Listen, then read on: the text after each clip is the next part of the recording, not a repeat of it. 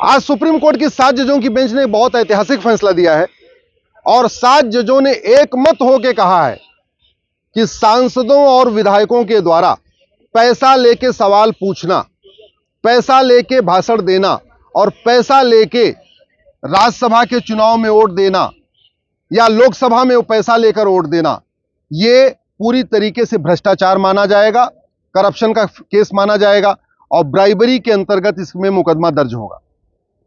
मामला पहले भी आ चुका है। जब नरसिम्हा राव सरकार अल्पमत में थी, उस समय नोटों की गड्डियां लहराई गई थी और वो मुकदमा सुप्रीम कोर्ट तक आया। लेकिन उस समय सुप्रीम कोर्ट में जब 5 जजों में से 3 जजों ने यह कहा कि चूंकि जो नोटों की गड्डियां लहराई गई हैं, जो कैश हुआ है, कैश का लेन देन हुआ है वोटिंग के लिए, वो पार्लियामेंट में हुआ है, इसलिए ऐसे लोगों के खिलाफ मुकदमा नहीं चलेगा। उस समय भी 2 जजों ने कहा था कि नहीं, नोटों अगर पैसा लेन देन हुआ है, चाहे वो संसद में हुआ या विधानसभा में, मुकदमा चलना चाहिए। लेकिन 2 जज कम हुए, माइनॉरिटी थे, 3 जज मेजॉरिटी थे। तो उसके बाद से आज तक जितने भी ऐसे केस आए, कभी भी सांसद विधायक के खिलाफ मुकदमा दर्ज नहीं हुआ। अब आज 7 जजों की बेंच ने एक मत से कह दिया है कि कोई भी सांसद अगर पैसा लेके सवाल पूछता है संसद में, पैसा लेके स्पीच देता है संसद में, या पैसा लेके संसद में वोटिंग करता है, तो उसको कोई इम्यूनिटी नहीं रहेगी, कोई विशेषाधिकार नहीं रहेगा, उसके खिलाफ मुकदमा चलेगा।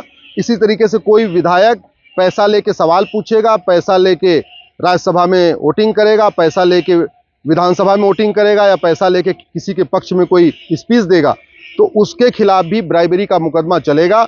जैसे तहसीलदार या पेशकार या हवलदार, थानेदार के खिलाफ मुकदमा चलता है, वैसे ही एमएलए एमपी के खिलाफ भी चलेगा।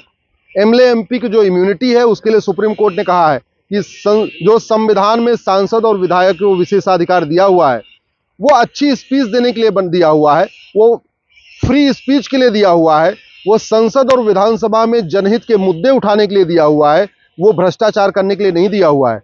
लेकिन उस संविधान के प्रावधान का जो उनको विशेषाधिकार दिया हुआ था, उसका अभी तक गलत उपयोग होता रहा।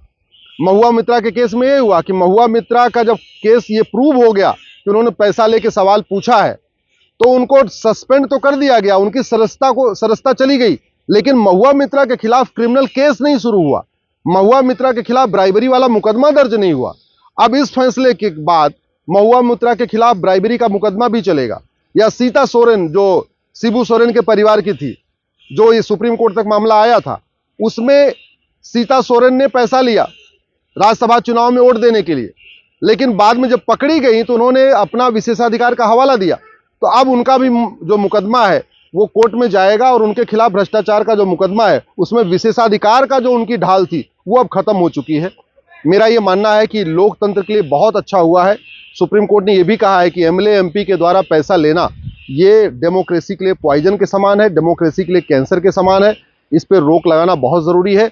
और अब अच्छी बात यह है कि सांसदों विधायकों के लिए पूरे देश में एमएलए एमपी कोर्ट बनी हुई है। 350 से ज़्यादा सांसदों विधायकों को सजा भी हो चुकी है।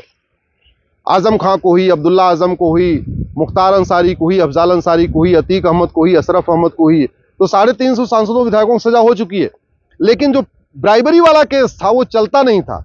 इस फैसले के बाद ब्राइबरी का केस भी चलेगा और ब्राइबरी का केस भी एमएलए एमपी कोर्ट में ट्रांसफर हो जाएगा। तो साल भर के अंदर इसका भी फैसला होना शुरू हो जाएगा।